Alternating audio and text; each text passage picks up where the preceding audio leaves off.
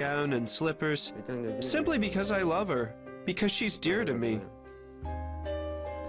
How can I not love her? With her arms around me, we cuddle and I know she's mine.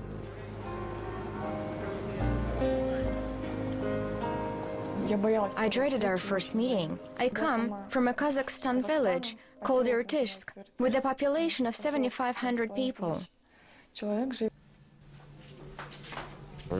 We had a sort of agreement about how we'd know what we felt. Well, if I liked her, I had to try to kiss her. I asked her, "Why are you crying? You think I don't like you?" "Yeah," she replied, so I said, "You silly girl, I can't move close enough to kiss you on my own. I'm waiting for you." Then she said, "May I?" I said, "Of course," and that was our first kiss.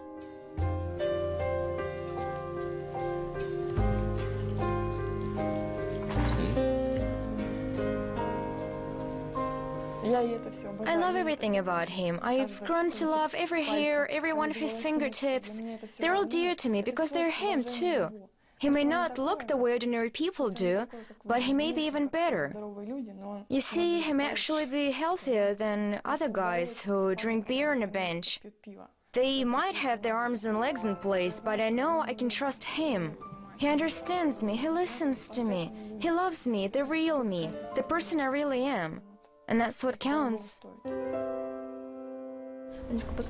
Anna, I need to know the colors of Grigory's suit or shirt, so I can select a buttonhole. I like this color, it's so tender. I'm small myself, so I need a small buttonhole, or I'll look as though I'm sitting under a bush. She likes lilies. For International Women's Day, I specially asked my father to buy a lily for her.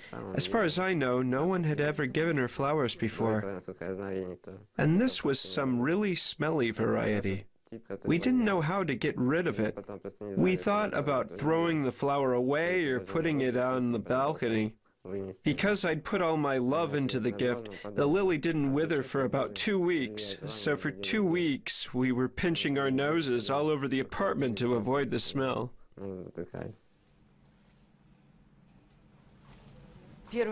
At first, I kept my eyes open and just watched.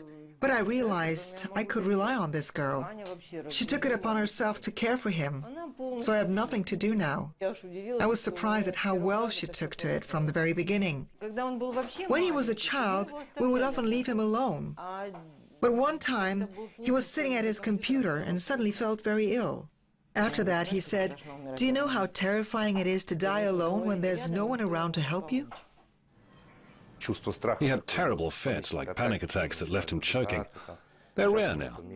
Sometimes he gets cross with me because I still treat him like a kid. And who are you if not my kid, I say. Even when you're 60, you'll still be my child. He tells me not